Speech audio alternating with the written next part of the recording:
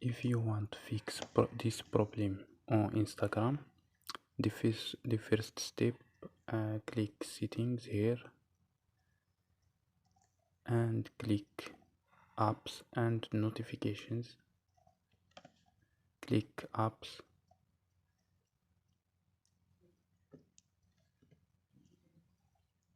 cherche Instagram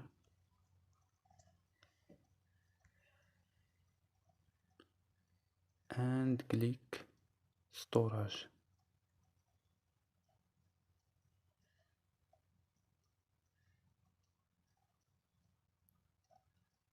And click this option here, clear data. Click OK. So don't forget like and subscribe. Bye.